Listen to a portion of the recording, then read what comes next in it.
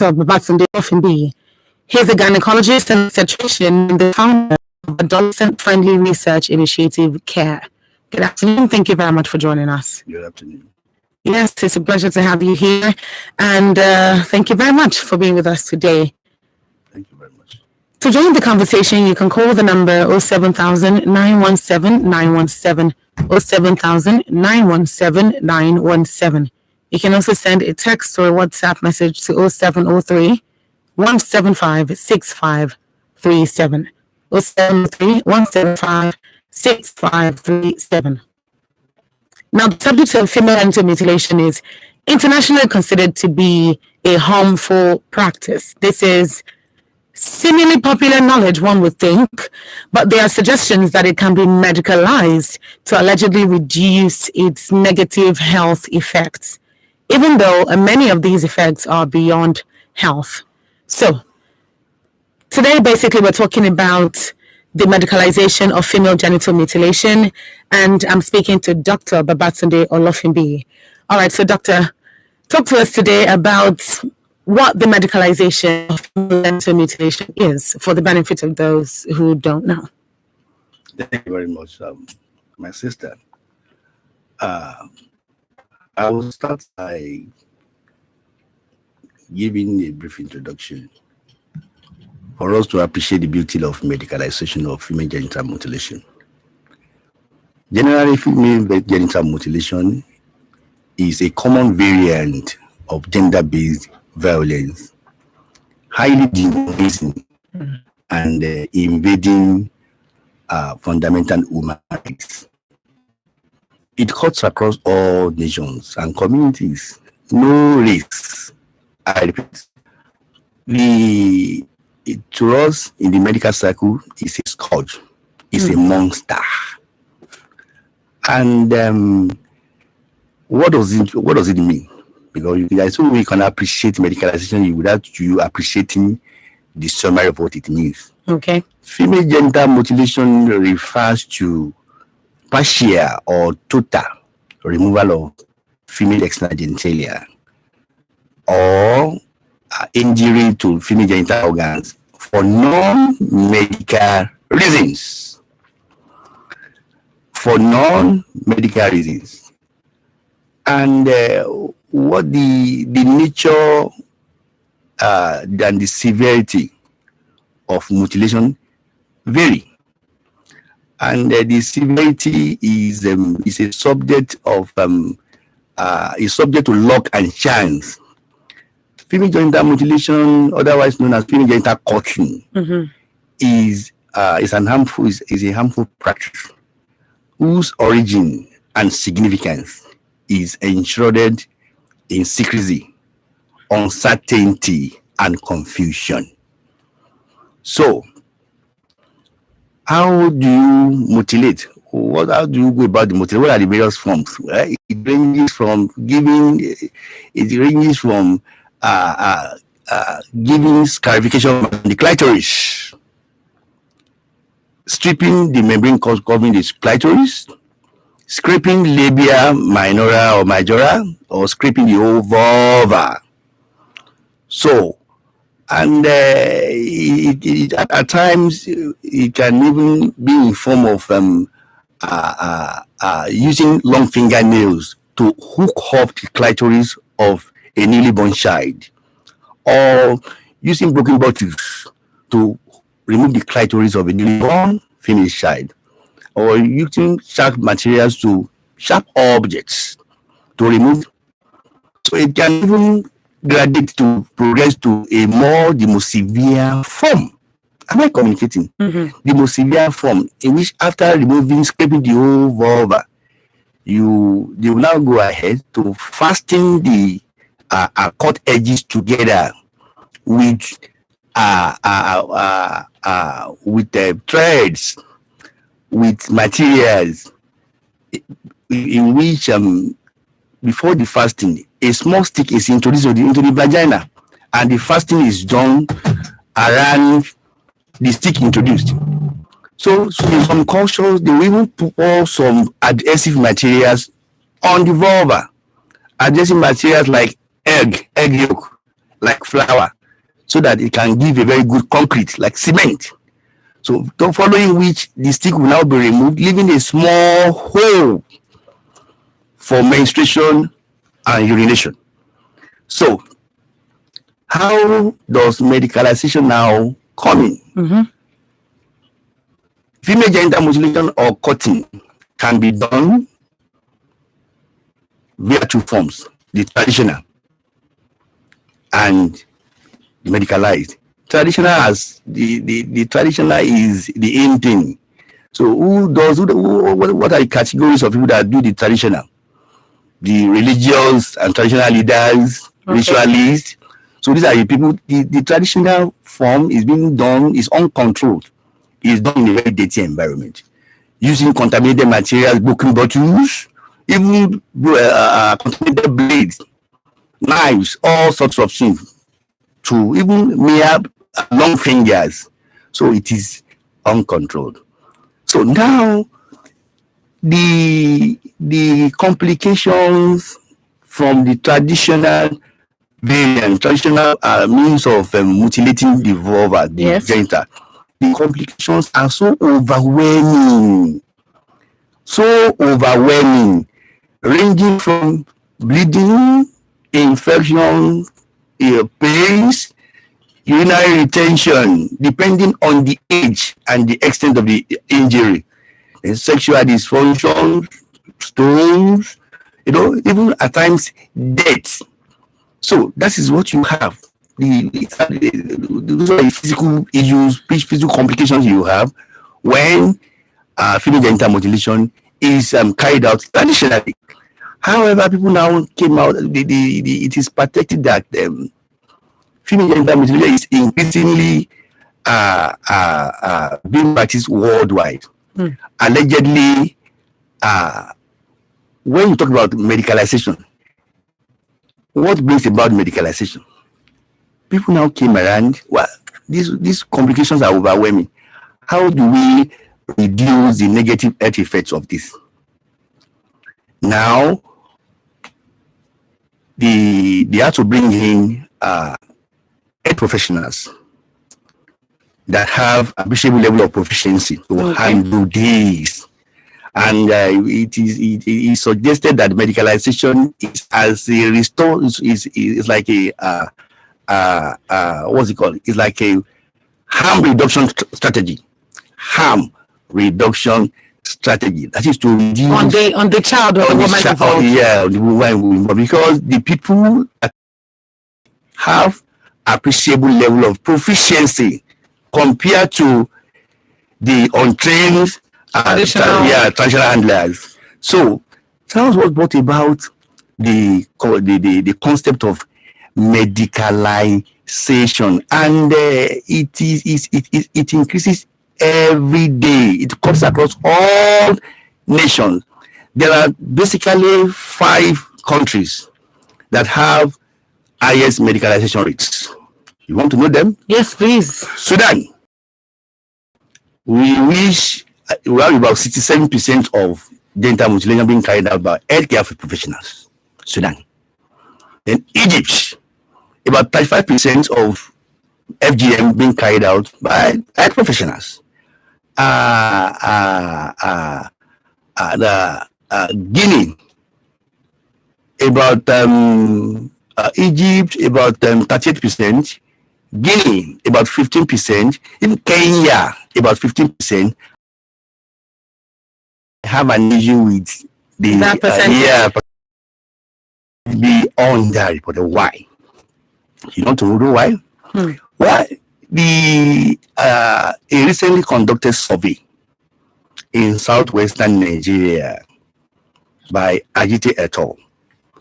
Gave medicalization rates of about 62.5%, much higher than what is being quoted. That is true. So it is underreported in Nigeria, and from the same study,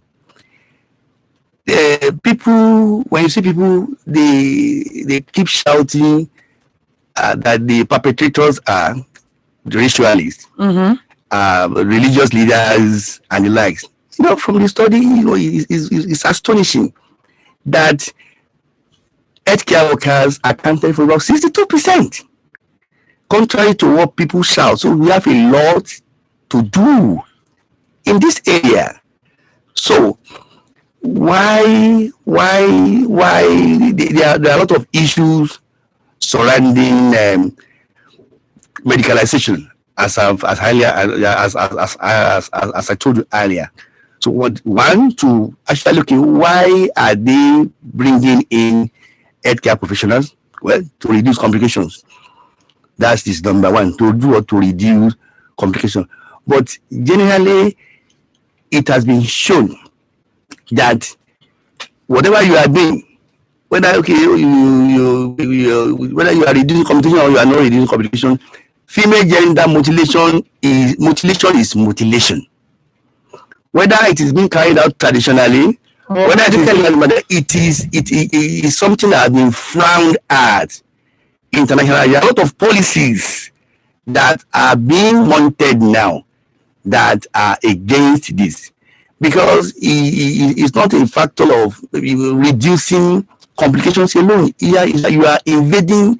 It's like an invasion of women's and girls' reproductive health rights. You are invading their reproductive fundamental human rights.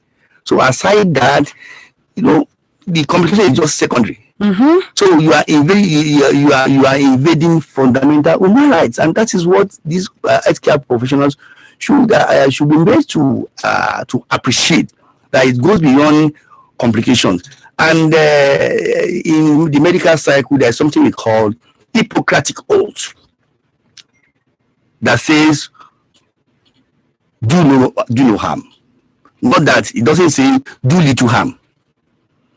So the idea behind it is, okay, well, we won't do the whole, we won't go the whole 9 years. Yeah, we'll just do little to please people requesting for the procedure on social and cultural grounds. Absolutely. On social and cultural grounds. So those are the issues. I do have to say that some of these things that you've mentioned are things that people know, but don't know enough of. Yeah. The things that people know, but they don't know enough of it. And this is kind of conversation I'm hoping that more people will hear about, because we need to keep talking about this. There's something people repetition. The more you hear it, the more it sticks to your brain, so that you can actually remember it and engage other people about it. So this is 18 minutes past 2 on your Women Radio WFM 91.7, and you're tuned into Let's Talk FGM. My name is Somto Titilayo Ajama, and I'm here with Dr. Babatunde Olofinbiyi, gynecologist and obstetrician of Adolescent-Friendly Research Initiative CARE. Let's Talk FGM is an initiative of Hazy Health Initiative in partnership with Women Radio 91.7 and funded by the United Nations Trust Fund to End Violence Against Women. If you're just joining us, welcome. And today we're basically talking about the medicalization of FGM. We're talking about the medicalization of FGM. If you're new to this, again, you're welcome. So, talking about the medicalization of FGM, if you want to contribute, you can send a text or a WhatsApp message, and you can also call. The number to call is 07000 917 917, 07000 917 917. Or you can send your text or WhatsApp messages to 0703 175 6537, 0703 175 6537. Now, Dr. Babatunde, this point about, you said something earlier that people practice female genital mutilation for non-medical reasons. Yeah. So I want to link that to this question I'm about to ask you. Can the medicalization of FGM prevent any health hazards that one can get as a byproduct of FGM? Before you answer that, I'll repeat the question again. Good afternoon. Welcome to Let's Talk FGM. What's your name, please? My name is Akintunde. Hello, Akintunde. Thank you for calling. Where are you calling from? From Lagos. All right. Please go on. Do you have a question? Yes. Okay, go ahead, please. I'll answer this question.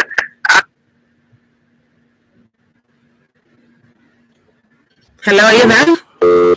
Okay. Well, if you can, please go ahead and call back. If you can, just call back and we'll take your question. All right, back to you, Dr. Babatunde. So I was asking if the medicalization of FGM can prevent any health hazards one can get as a byproduct of being mutilated, of FGM generally. Does that help in any way? Yeah, generally it has not been shown to be of any appreciable benefit. It has not been shown. Because it's still cutting at the end of the day. It is still cutting, and it is still cutting, and it is still a form of invasion of fundamental human rights. However, that way your question is either is yes or no. Now, people that have appreciable level of proficiency are being brought to the picture. Okay. Compared to the traditional handlers that have not been trained. Now, we're in Anham, and in some studies, it has been shown, there is evidence that the level of complications encountered, the level of complications are seen when healthcare professionals handle FGM is much less compared to when traditional handlers do the same. However, same studies have also shown that severe forms of female genital mutilation are being carried out by the same segment of healthcare professionals, in which you even have more overwhelming complications than when more than you can even have when the traditional people handle it. So there is evidence. Definitely. Yeah, there is a lot of evidence supporting that. Whether you are reducing complications or you are not reducing complications, it has been shown the general position is it does not confer any advantage. This is what some people will say. Well, even some people will say instead of cutting it much, why don't you, the health professional will rather give something like a nick on the clitoris. And where you can give a nick, blood will still let some blood out, but you are still infringing on the human right of the innocent girl child. So why is not supposed to be cut? Even the scripture do not recommend cutting female external genitalia. The scriptures, all right, Quran or the Bible, neither. So the Bible only recommends circumcision on the male child as a means of, as a seal, as a spiritual seal or hope. But you can see that I said the origin and the significance is what is ensured with confusion, uncertainty, and some other things. Absolutely. Yes. All right. We have another call coming in. Let's take that one. Hello. Good afternoon. Good afternoon. How are you? I'm very well. Thank you very much, Grandpa. Thank you. Good afternoon, Doctor. Good afternoon, ma'am. Yes, sir. I joined the program late, but I want to know what is the realization of FGM, and then I thought they want to eradicate it, they want to stop it. And why medicalization? All right. Thank you very much. Thank you very much. Yes, I'll just give you the meaning. Medicalization means situations in which female genital mutilation or cutting is being practiced by healthcare. Is being practiced by any cadre or category of healthcare professionals, either in a private setting or in a public setting, either at home, elsewhere, at every point in the life of the innocent girl child. That is it, ma'am. All right. I hope that answered the question, Grandma Olainka. You also asked that she's saying, oh, I thought it was going to be eradicated. Why medicalization then? Now, at the moment, there is no clear-cut law that says don't mutilate females. So this is why people are still doing this regardless. Say that it's another thing to say, even if there was a law, because people have on some level understood it to be what was supposed to do. Do you think even if there's a law, do you think this is something that can truly be eradicated?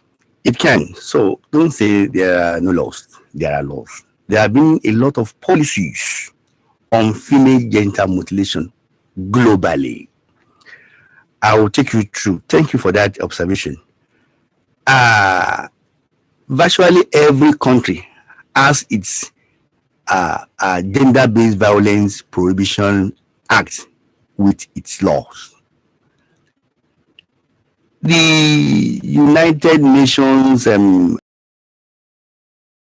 for the first time in 2012, they made a pronouncement that made a pronouncement that prohibited female genital mutilation. United Nations General Assembly. That was for the first time. There was a provision that found that female genital mutilation that criminalized it, that declared it as being what? Abnormal and illegal. Punishable by law? Punishable by law. So now, does this apply to Nigeria now? By and large, a global, a wider global agency under sustainable development goals. Now, Section 5 has a provision that prohibits female genital mutilation. And even the overall goal, the vision under that sustainable development goal is to end female genital mutilation by year 2030. And there have been, and different countries and nations have been coming up with their policies. So, and Nigeria inclusive. So, in Nigeria, there is this concept of gender-based violence prohibition law that different states are now keen into, and they are getting progress. They are getting progress. However, the progress they are getting is not still what is not appreciable, because though there are jingles here and there, advocacy here and there that female genital mutilation has been criminalized. It shouldn't be done. People still do it clandestinely. There are factors to that. So, but generally, there have been some countries, they will promulgate law. At the end of the day, they will withdraw the law because of socio-cultural, from religious and social leaders. And at the end of the day, they will withdraw the law and they will promulgate the law. So there is this vicious cycle of confusion, even among nations, because of socio-cultural pressure. Because people still believe in that female genital mutilation. That is why it's going to be a very hard nut to crack. Absolutely. Because in some countries in Africa, 80% of female genital mutilation body is in Africa, and we have a prevalence as high as 98%. In Somalia, Guinea, although there are other African countries that are very low prevalence, like Cameroon.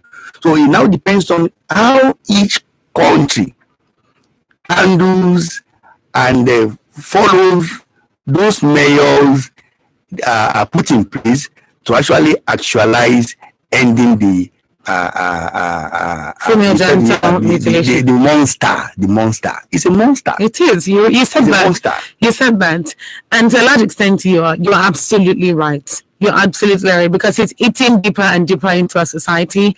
And without talks like this, it's like nobody's talking about it. It reminds me of a situation where everybody knows about something, but it kind of feels like nobody knows about it. So it's like everybody knows, oh, this is wrong. But it's like nobody knows because nobody is paying attention to the fact that it's wrong and they should stop doing it. We have another call. Hello, good afternoon. Good afternoon, madam. Good afternoon. Thank you for calling. What's your name, please? My name is Valentine. Hello, Valentine. Where are you calling from? I'm calling from Ikorodu. Ikorodu. Please go ahead, Valentine. Yeah. The question I want to ask, this female genital mutilation. Yes, please. Can it also be called a female circumcision? Yes, of course. But I'll let the doctor answer that. Yeah, Is it not the use of the right of the female child? that's what I saying. It is. But let him speak so that you can. The consent is not spoken before the circumcision. Absolutely, that's 100% correct. Well, thank you very much, sir. That is a very beautiful question and observation. They have called female genital mutilation different names Over the years. Yes, to be able to make it look less harmful, to look harmless. So some people have called it cutting, female genital cutting. You have called it circumcision. You are right. However, there are things I want our people to know. It has different names depending on the nature of the injury. Now, a form of female genital mutilation can be called scarification, sir. Am I communicating? Scarification. Scarification. When you make scarification marks on the clitoris. That is a variant. Another variant can be called nipping. Nipping. Nipping. Nipping, in which the very poor traditional doctor uses his long nails to hook off the whole of the clitoris. Okay. Then we can call it suna. Suna, that is the female, that is the male counterpart of FGM on our female. So like they are just stripping, they are removing some skin covering the clitoris. We call that one suna. That was only they refer to as female circumcision. They call it suna. Whereas in some, there is a particular variant in which when you scrap the whole labia on either side, the whole labia are scrapped off. Okay. And nothing is left at the private part. It's left relatively open. We call that one excision or vulvectomy. Don't be carried away. They are just simple terms. Now, and there's another very severe form that is very, very deadly. Very deadly, very, very callous, dehumanizing. We call that one infibulation.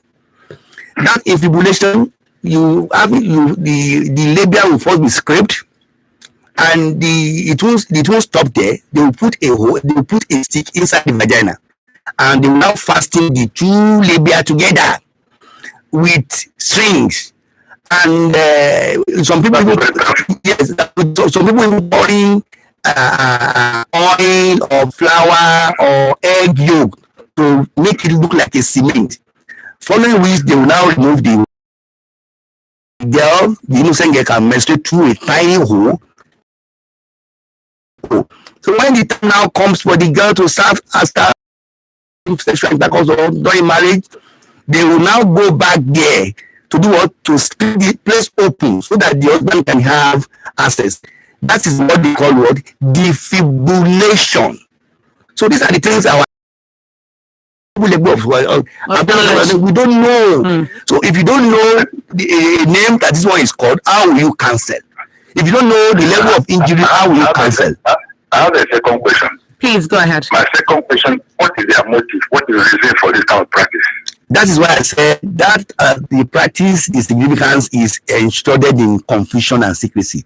Usually, it is so it is linked with mind, some social cultural norms, like even when we cannot even explain.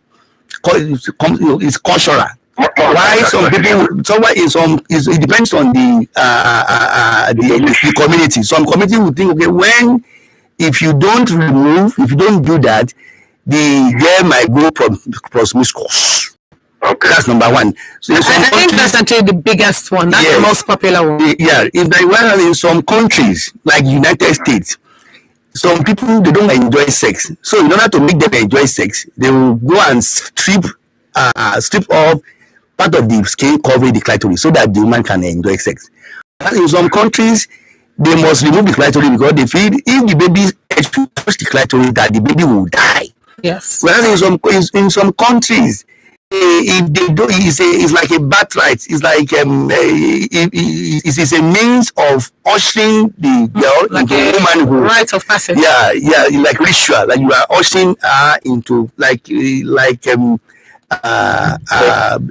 being inducted into womanhood. So yes. So whereas and in some countries, in order to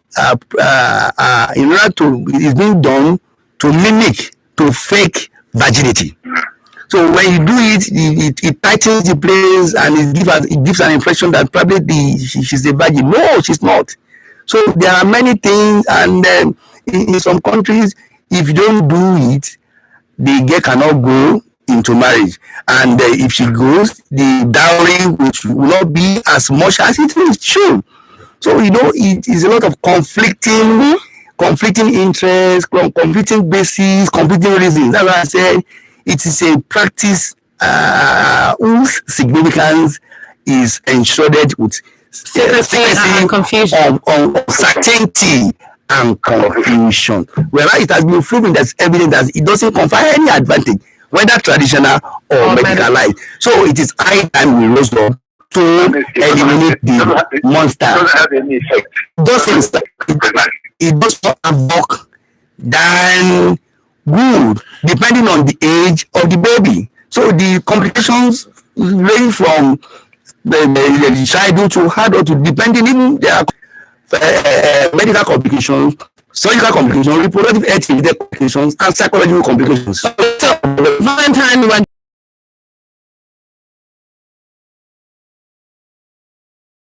okay. 22 minutes to 1.7, and this is Nigeria's only radio station for women and their families. You're listening to Let's Talk FGM, and Let's Talk FGM is an initiative of Hazy Health Initiative in partnership with Women Radio 91.7 and funded by the United Nations Trust Fund to end violence against women. Today we're talking about the medicalization of female genital titillario, a JAMA, and I have with me Dr. Babatunde Olofindi, a gynecologist and obstetrician and the founder of Adolescent Friendly Research Initiative CARE. All right. If you want to call, just like Valentine just did, you can call the number 07000 917 917. If you have any questions for our guest, or you have any observation or anything you want clarified, please put a call through to 07000 917 917. Or you can send a text or a WhatsApp message to 0703 175 6537. I'll take that again, 0703 175 6537. Over to you, Dr. Babatunde. You talked about reproductive health consequences of female genital mutilation. Please take us through what some of those are. We had a guest previously that touched a little bit on some of those, but just shed more light on it, because just in line with Valentine's question, this is something that a lot more people need to be aware of. Thank you very much. Just jump to reproductive health related consequences of female genital mutilation without scratch. I will quickly give this summary. Okay. Now, a freshly mutilated baby, the genitalia is just cut without any reason. So what happens? So the complications could be immediate or late, and these complications could be surgical, medical, reproductive health related, and psychological. Psychological is overwhelming. Now, what happens to the baby, to the innocent baby? The baby can start what? Bleeding, and result in death. Healing process.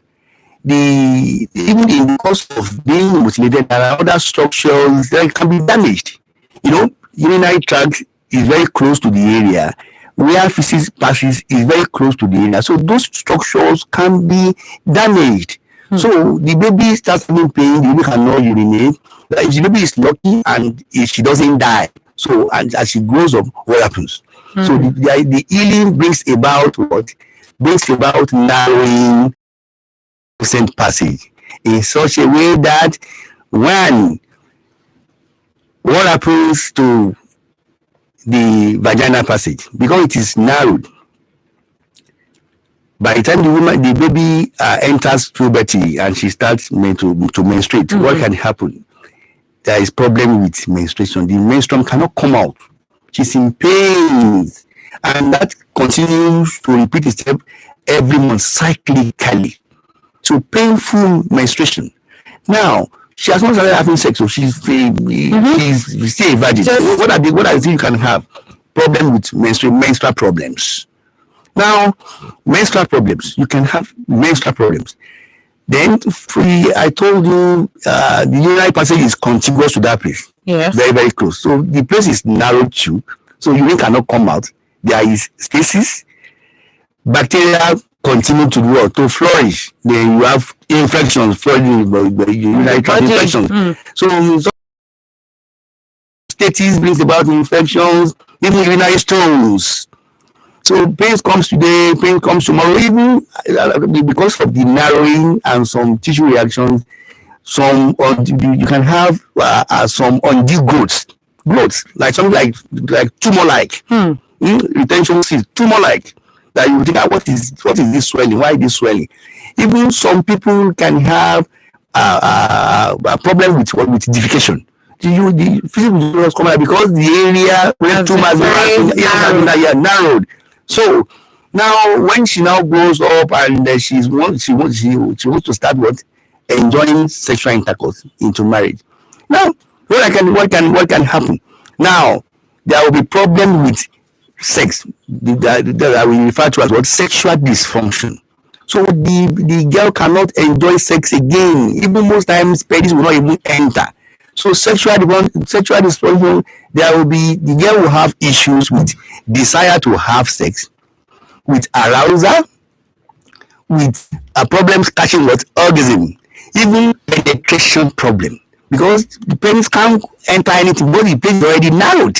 So now, if she's lucky to have concealed something from the husband and they don't have sex before marriage, so during the nuptial and the other start saying, what is this?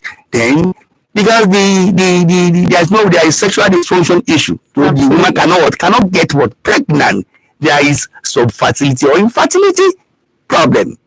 So, which can go a long way to scatter the marriage. Even before you enter, we have entered the reproductive issue there. Yes. So even before the issue of pregnancy comes in, the husband must be put off, because sex becomes painful, very painful, very, very emotionally and physically painful, that we call dyspareunia. So the man with time, 9 out of 10 men can't cope. Before you know it, there is infidelity and the marriage gets scattered. For those that are lucky to get pregnant, then they are starting another horrible journey during pregnancy. Why? During pregnancy, they may be having pains. Although the pregnancy is already there, they are lucky pains. The infection will still be there. So when they are in labor and the place is relatively narrowed, so how do you monitor the birth process? It's very, very difficult. Even because the place will not even allow fingers to enter. Because examination with fingers during pregnancy is usually painful. Now that there is a residual insult, you still want to enter with your hand, so you can't monitor labor. Some of them they end up with cesarean section. For those that want to deliver by force, they come down with with arrest of we call it birth arrest. The baby will come. We call it obstructed labor. Even with those that they want to have by themselves, if the baby comes out by force, they come down with terrible tears, with bleeding that can cost them their lives. So now, those are the reproductive health related issues, and for those that end up with cesarean section and they are very, very poor, So it affects not only the economy of the couple, it affects the psyche of the girl, and the last is if she gets pregnant. But most of them, especially if they can't get help on time, they lose the marriage, and the psychological issues come in. What are the psychological issues? That psychological issue in FGM is even a very big, occupies a big armamentarium in the complication. Anxiety is there, depression is there, post is there, even suicidal tendency and suicide. So those are the we can be complication of FGM is a textbook on its own. So I can start mentioning now but you won't exhaust it. to tomorrow. But because we don't have much time in our pocket. I appreciate that. Thank you very much, Dr. Babatunde. We have another call. Hello, good afternoon. Good afternoon. Good afternoon. Thank you for calling. My program you are doing is very good. Thank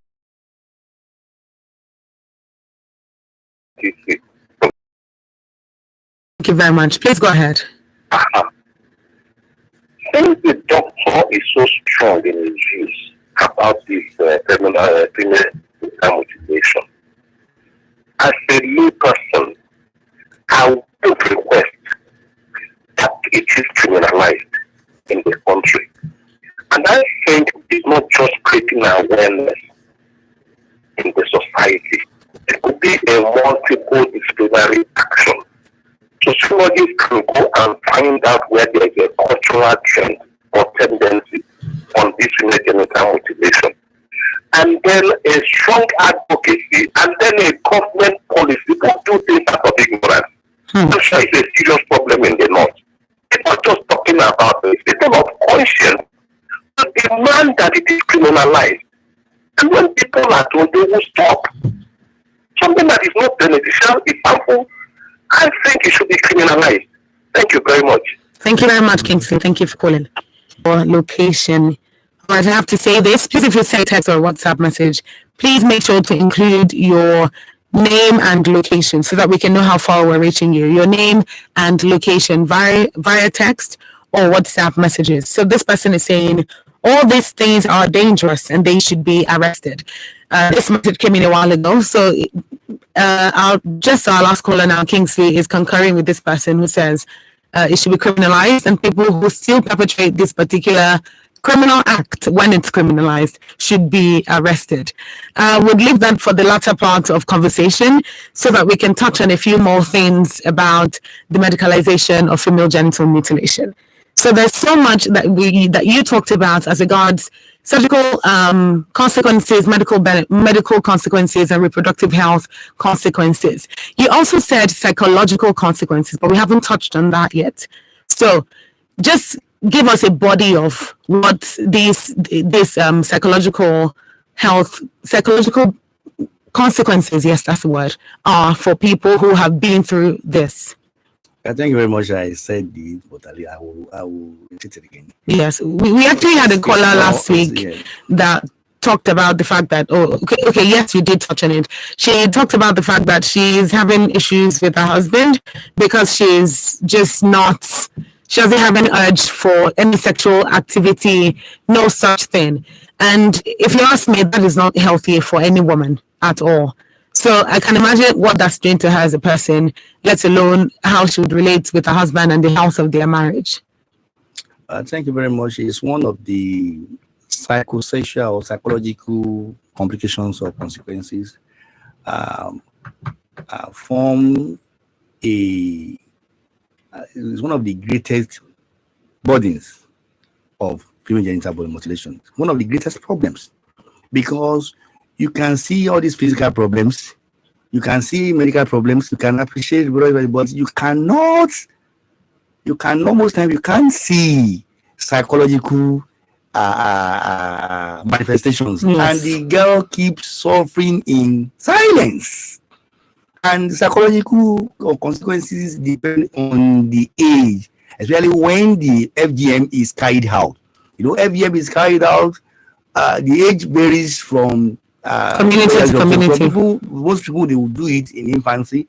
Some around the age of 9, some around 15, in adolescent. So now, like Ghana, most time in Ghana they do it around 9.